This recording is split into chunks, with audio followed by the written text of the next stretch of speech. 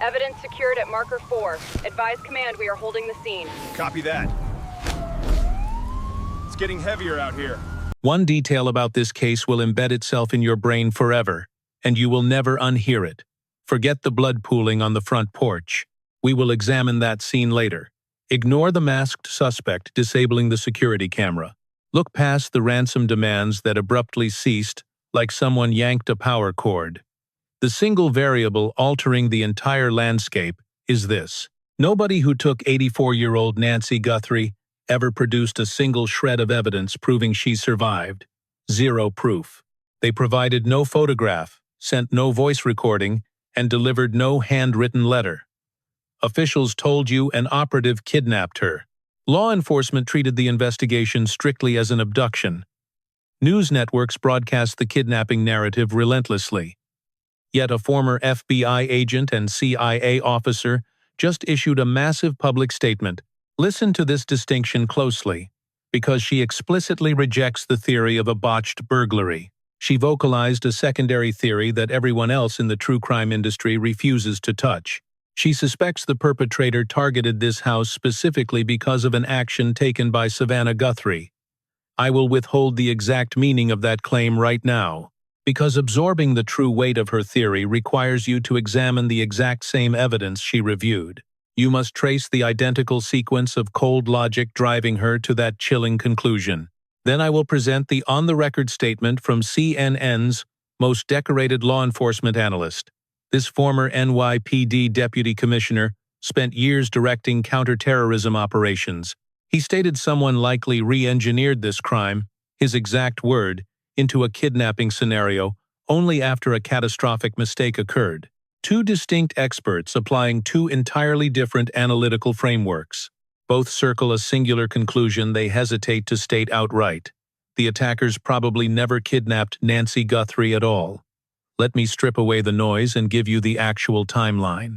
Before we dive deep into their theories, I need to present the definitive chronology. Throw out the polished sequence repeated across cable television and focus entirely on the facts that actually matter. Nancy Guthrie is 84 years old. She is the mother of NBC Today Show co-anchor Savannah Guthrie. She resides on a rural lot in the Catalina foothills right outside Tucson, Arizona. The secluded neighborhood features remarkably limited street-facing surveillance cameras. Minimal traffic passes through after dark. On Saturday, January 31st, Nancy enjoyed dinner with relatives. Her children drove her safely back home that evening. Pima County Sheriff Chris Nanos described her mental acuity as remarkably sharp, completely dialed in. She navigated life with limited physical mobility, took daily medication for a heart condition, and relied on a pacemaker. Remember that specific pacemaker, because sometime during the deep overnight hours bridging January 31st and February 1st, an intruder breached the property. Someone executed a calculated plan. At 1:47 in the morning, the doorbell camera cut out completely. No technical glitch caused this failure. An assailant physically ripped the hardware straight off its mounting bracket. Forensic video released later shows a masked figure standing on the porch, actively obscuring the lens with local vegetation before terminating the feed. The suspect acted methodically. They recognized the camera placement and neutralized the threat immediately. Even if the device remained operational, Nancy Guthrie lacked an active recording subscription for her Nest system. The system never saved real-time video to the cloud. The FBI only secured this footage because private sector technicians extracted fragments from residual back-end server data. The individual scouting this house either knew or correctly gambled on one critical detail. 41 minutes after the camera died, Nancy Guthrie's pacemaker application severed its connection to her cellular phone. Consider the absolute gravity of that technological failure. The medical device constantly transmitted her cardiac rhythm wirelessly to a relay station monitored by her doctors. The signal drops permanently at 2:28 in the morning. That timestamp represents the exact second an intruder moved Nancy outside the Bluetooth range of her phone. Or it marks the precise instant a massive physical trauma stopped the pacemaker from broadcasting altogether. Either scenario confirms the operative finished whatever happened inside that house by 2:28 a.m. Friends reported her missing later that Sunday, February 1st, after she missed her scheduled virtual church gathering, responding deputies discovered a crucial piece of evidence right there on the front porch. Laboratory technicians used DNA to confirm the substance as the blood of Nancy Guthrie. News outlets quickly buried that forensic detail, absorbing it into the larger abduction narrative over the following weeks. We absolutely cannot ignore it. An elderly woman bleeding on her own doorstep in the dead of night is not a footnote. That blood dictates the true starting point of this investigation. Which brings us directly to the visual evidence the FBI finally released. You see the doorbell footage pulled from that residual data. It reveals a masked figure wearing a ski mask with gloves tucked securely inside jacket sleeves. Long pants drape heavily over their dark shoes. Forensic analysts emphasize the suspect chose this specific clothing to eliminate any trace evidence drop. The intruder carries a visible weapon and a 25-liter hiking backpack. You do not use a 25-liter pack to steal laptops or jewelry. Manufacturers design that specific capacity for extended outdoor operations. It provides ample space for restraints, heavy rope, and the tactical gear required when your target breathes. FBI profilers classify the suspect as a male standing 5'9" to 5'10" tall with an average build. A ghost walked out of that neighborhood. Investigators watched the screens, hunting for a getaway car. Yet 0 vehicles were captured on any surveillance footage leaving the area during the disappearance. Police canvassed the neighborhood, pulling footage spanning from January 1st through February 2nd, urging residents within a 2-mile radius to check their cameras. The only physical clue was a single glove ditched 2 miles from the house, visually matching the doorbell footage, which detectives shipped straight to a private lab in Florida. Then the ransom demands hit, and this is where the investigation shatters. These letters break every rule of a kidnapping. Think about this for a second. If you snatched someone alive and wanted a payday, who do you contact? The answer is obvious. You contact the relatives directly, quietly. You open a private channel. You provide a burner number, an encrypted email, a drop spot for cash, and you return the hostage. That is the absolute standard. That is how this always operates, but that is entirely not what happened here. The perpetrators fired off their first note to TMZ and 2 Tucson television stations, KGUN and KOLD. They demanded $6 million in Bitcoin. They set a deadline for 5:00 p.m. on February 9th, padding the message with exact crime scene facts, citing specific references to Nancy's Apple Watch, supplying details the stations reported sounded exactly like they originated from someone who stood inside that home and witnessed it. The sender warned they would sever all contact and that authorities could offer zero help. Crucially, the message held absolutely no way for the relatives to respond.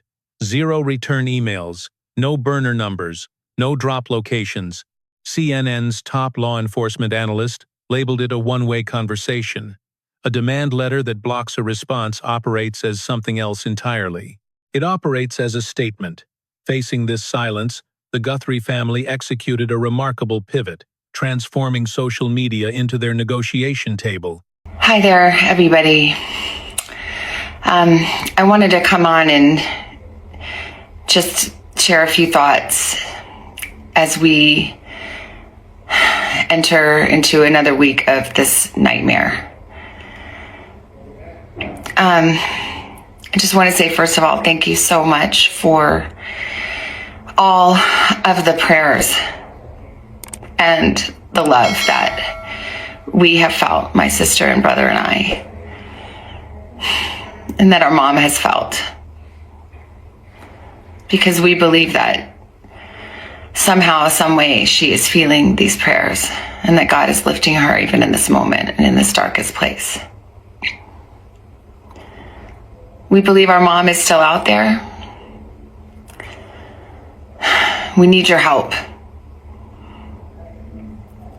Law enforcement is working tirelessly around the clock trying to bring her home, trying to find her. She was taken and we don't know where.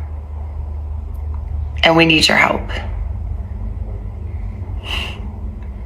So I'm coming on just to ask you, not just for your prayers, but no matter where you are, even if you're far from Tucson, If you see anything, you hear anything, if there's anything at all that seems strange to you, that you report to law enforcement.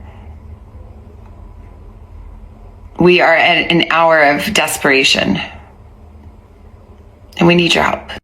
And their sister Annie uploaded rapid videos talking straight to the captor, humanizing their mother, begging for mercy, and demanding proof of life. In one broadcast, Savannah Guthrie sat alone and admitted, "We also know that she may be lost. She may already be gone. Someone out there knows something that can bring her home. Somebody knows. And we are begging you to please come forward." Listen to those words. That is a daughter digesting brutal statistical odds while staring down a camera lens to force a kidnapper to talk. Throughout this entire ordeal, past every tearful video and cash reward announcement, whoever drafted those threats completely refused to supply a photograph, an audio snippet, a handwritten letter, or any biological confirmation of any kind that Nancy Guthrie still drew breath. The FBI confirmed in mid-February they tracked zero ongoing back and forth between the family and any captors. The deadlines quietly expired. Then KOLD received a second transmission. It carried no fresh demands and zero proof of life, reading more like a bizarre reaction to the family broadcasts. Then the trail went dead cold. Now, authorities did arrest a man for distributing a separate, fabricated threat. Investigators confirmed that specific document was a hoax, totally unlinked to the target investigation.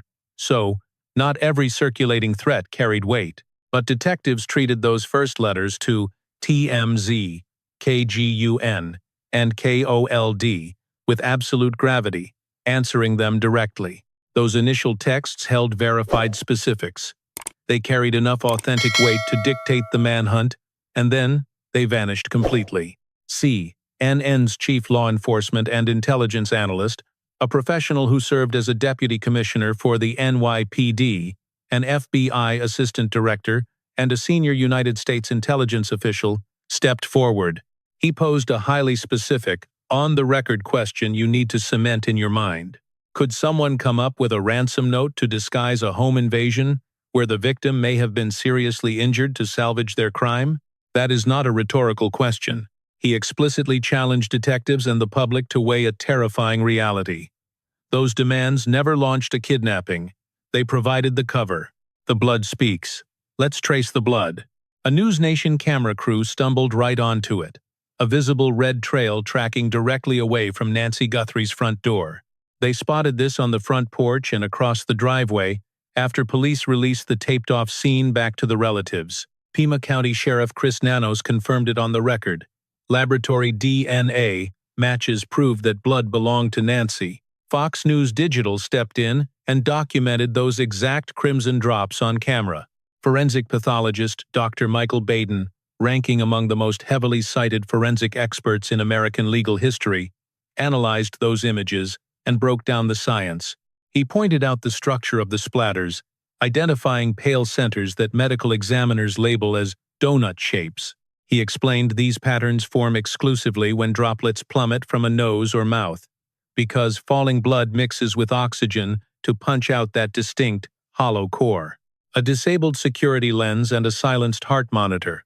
What happens when an 84-year-old vanishes into the night? He stated. Nancy Guthrie was bleeding from either her face or hands. He added that these definitely aren't innocent drops, based strictly on their shape, volume, and exact positioning. The pattern found outside, on the front porch, points to one brutal reality. They are entirely consistent with an abduction. Note that abduction and kidnapping legally mean two separate things. Kidnapping carries a transactional motive. They took her for leverage. Abduction merely means removed by physical force. What was the endgame? Look at the timeline.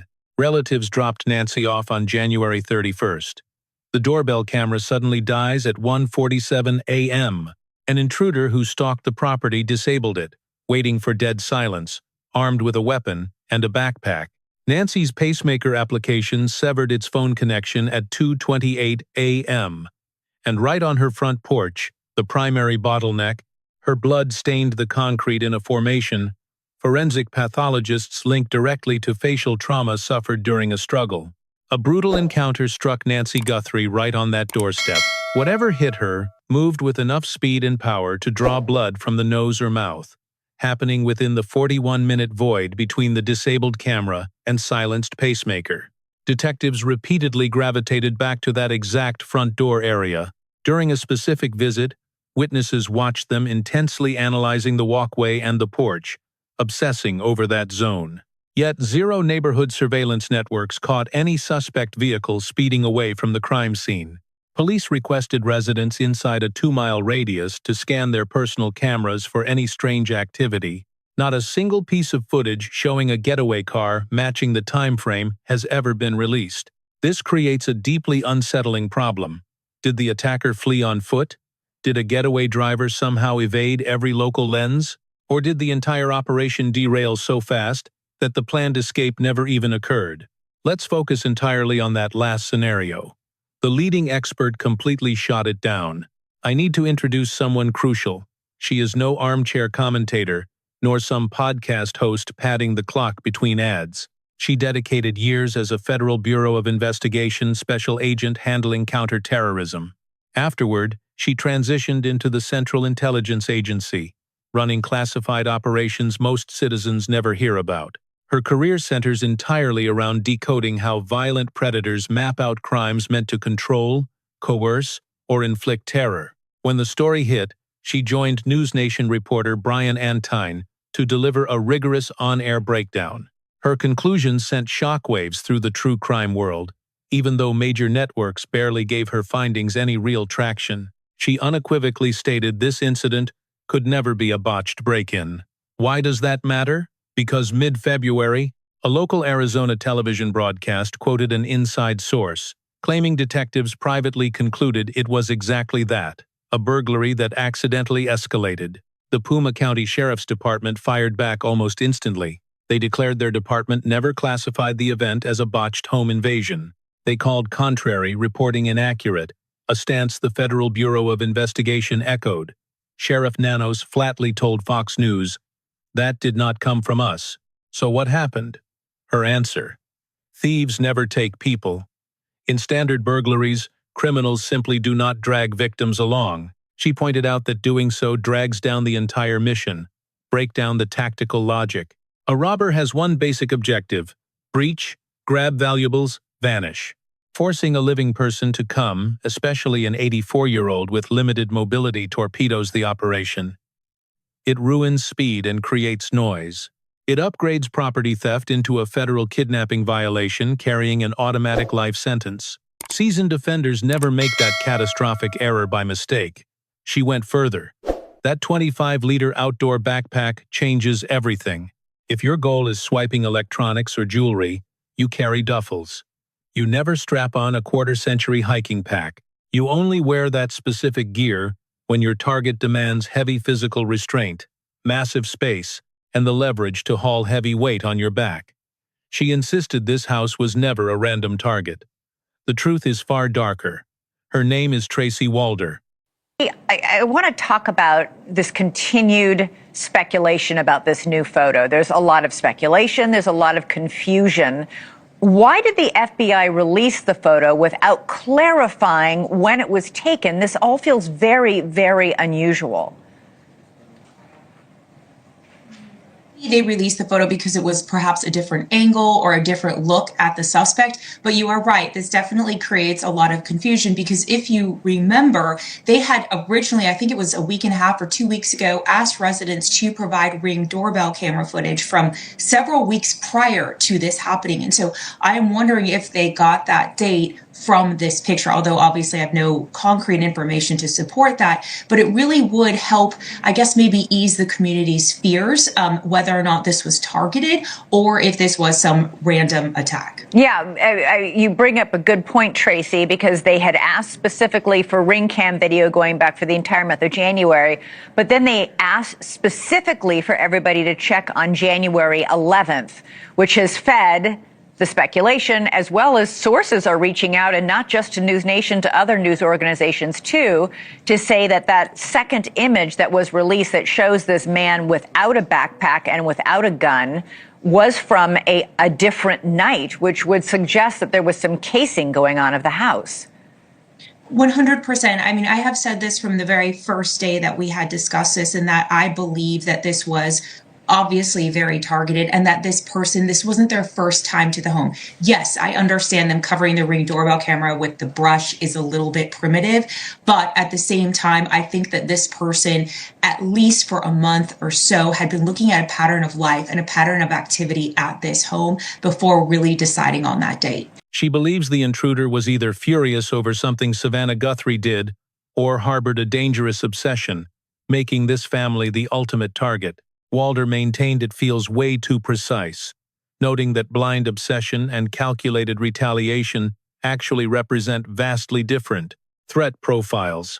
Grasping that difference matters enormously when decoding what happened to Nancy, who had motive to hurt Savannah. Let me be perfectly clear about what we are analyzing today and what we are not doing. A meticulously planned break-in abruptly mutated into a kidnapping for ransom. The true target was never the victim, but her famous daughter. Federal agents currently have 0 publicly named suspects in this highly active investigation.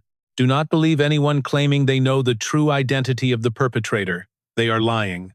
Former intelligence officer Tracy Walder instead highlights a specific category of motive. She asks what kind of individual executes this crime and exactly why they strike. These distinct questions demand entirely separate, highly complex pathways for the investigation. Walder identifies a chilling profile: individuals harboring deep grievances, fixations, or obsessions tied directly to Savannah Guthrie, manifesting ultimately as violence against her family members. Savannah Guthrie stands as one of America's most recognizable journalists. She has co-anchored the NBC Today Show since 2012. She moderates intense presidential debates. She breaks massive news stories.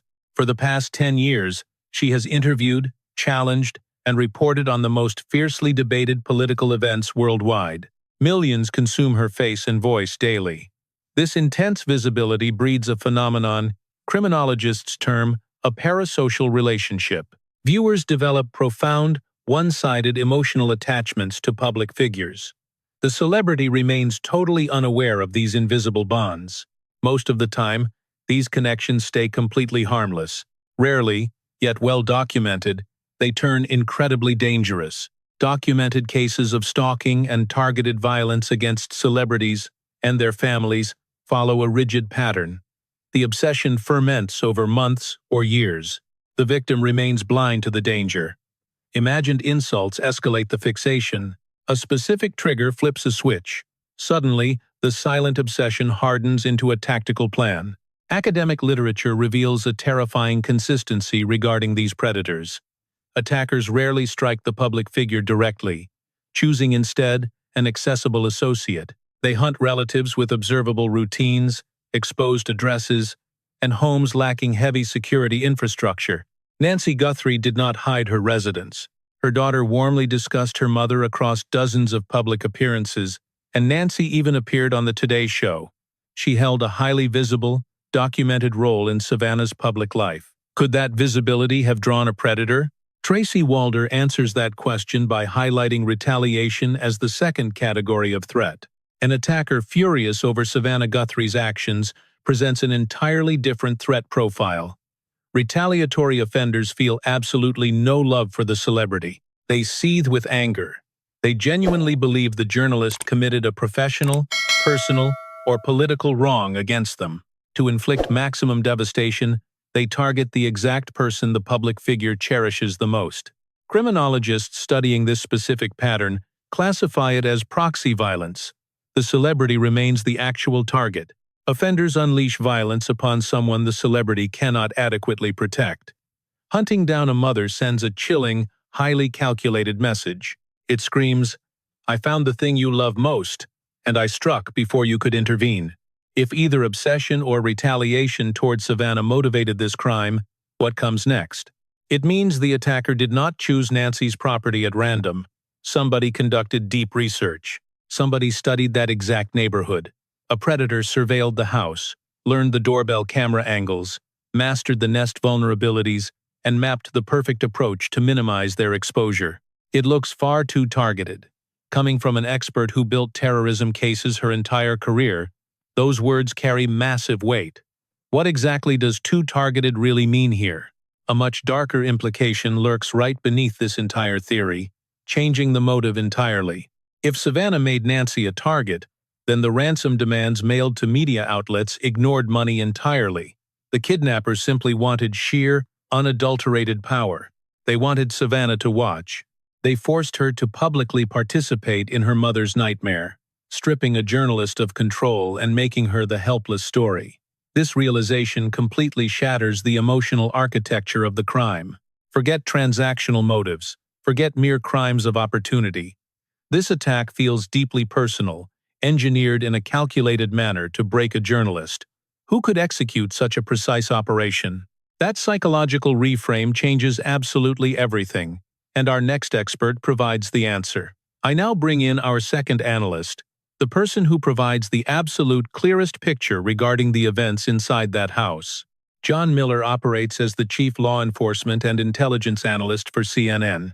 Before joining CNN, he served as the Deputy Commissioner of Intelligence and Counterterrorism for the NYPD. He directed the Intelligence Bureau and commanded the Counterterrorism Bureau. He also oversaw the joint NYPD and FBI task force. He previously held the title of Assistant Director at the FBI, later serving as Deputy Assistant Director of National Intelligence. His incredible journalism career boasts 2 Peabody Awards and 11 Emmy Awards. At the 1-month mark, Miller published a highly detailed analysis of this exact case. Within that report, he dropped what I consider the single most vital public statement regarding the disappearance of Nancy Guthrie. I quote his analysis verbatim here. There is always the possibility that this was some kind of planned home invasion that went completely sideways and was re-engineered into a kidnap for ransom because the suspect's opportunities had shifted. Detectives stared at the front porch and realized the kidnapping was a complete lie. Investigators officially classified this incident as a planned home invasion, meaning the attacker specifically targeted the property while strictly requiring the resident inside for complete physical control. They needed a compliant witness to brutally manipulate or harm, yet this operation completely derailed. The timeline shattered completely. Whatever that unknown figure carrying the backpack intended to execute inside that residence never survived contact with the brutal reality unfolding right on that front porch. Panic. The perpetrator fundamentally altered the crime scene after the damage occurred. They scrapped their meticulously prepared original blueprint and immediately started improvising wildly instead. Staring down a massive failure, the suspect faced extreme psychological stress while urgently inventing a brand new way to conceal their violent actions. Their primary window of opportunity slammed shut, forcing changes. Executing their initial objective became totally physically impossible right then. Everything they did next revolved entirely around desperate self-preservation, rather than executing their highly sinister, originally planned dark intentions. John Miller clarified this exact dynamic perfectly, explicitly labeling the exterior blood as the key denominator. He emphasized how that fluid trail dictates that a meticulously planned ambush spiraled dangerously out of control almost right away. Those crimson drops boldly tell the real story, proving the attacker's agenda rapidly morphed. During those 41 agonizing minutes outside, the masked trespasser lost absolute control at the threshold. Nancy shed blood right there, triggering an unscripted nightmare. How do we actually know this really happened? Just look at why the attacker bypassed relatives to mail journalists directly. The sender completely lacked the actual leverage required to negotiate a hostage exchange. Absolute panic drove them to fabricate a highly fictional narrative, specifically to mask a truly terrible fatal error they had already permanently committed. Why did the financial demands vanish? The suspect never actually intended to broker a deal. Those letters provided a highly convenient, desperate smokescreen, implemented precisely when the initial violent raid failed, Miller pointedly asked why the supposed kidnapper constantly refused providing proof. He directly questioned if an offender might quickly draft a fake extortion demand simply to hide a botched break-in that left the target critically wounded. They desperately needed to salvage a total catastrophe. The operation crumbled completely, prompting the suspect to spin a massive failure into a fake transaction. They instead handed local law enforcement a living ghost to blindly chase, waiving bogus financial demands to entirely obscure the grim reality. Nobody has officially declared Nancy Guthrie permanently deceased yet. Authorities have not made that final determination. As late as February, her relatives publicly maintained their belief in her survival, while keeping the massive financial reward active alongside the open investigation. Yet blending the analysis from both experts directly reveals the underlying structural framework of an entirely different offense, one forcefully dressed up as an abduction merely for show. So, what does this mean? Following that exact logic perfectly, the perpetrators never actually wanted $6 million from Savannah Guthrie. They just needed a major distraction while they quietly slipped away. So what concrete, verifiable facts do detectives possess at this moment? Police temporarily detained two separate males for intense questioning during the chaotic initial weeks following the violent incident. Detectives released both individuals within 24 hours without ever publicly naming either involved man. Puma County Sheriff Chris Nanos fully verified that investigators systematically cleared Nancy Guthrie's immediate family, including siblings and spouses. Crime scene technicians successfully extracted vital genetic material from inside and outside the residence. Right now, those exact samples hit 0 matches inside CODIS, the federal database for convicted felons. Yet whenever authorities arrest a new felony suspect anywhere in America and process their genetic swabs into that vast digital network, investigators automatically gain another crucial chance to strike. Detectives also utilize familial genetic testing. A relative's uploaded biological profile might eventually unmask the perpetrator, even if the main suspect actively evades direct capture. Searchers successfully located a glove 2 miles away that visually matches the doorbell camera evidence, shipping it straight to a highly specialized private Florida laboratory. Federal agents publicly announced that initial testing solidly links that physical item directly to apparel worn by the surveillance video subject. Scientists must finalize quality control. Meanwhile, the command post officially relocated from Tucson to Phoenix. John Miller fiercely rejected swirling rumors, suggesting the investigation stalled, firmly declaring that this active manhunt remains extremely, intensely red-hot. Moving headquarters signals a strategic pivot from chaotic emergency response into long-term tracking. Federal agents heavily continue grinding through active leads right this moment. He revealed the family strategically delayed offering the $1 million cash reward. They brilliantly waited until the first chaotic wave of tips completely dried up to massively maximize its impact.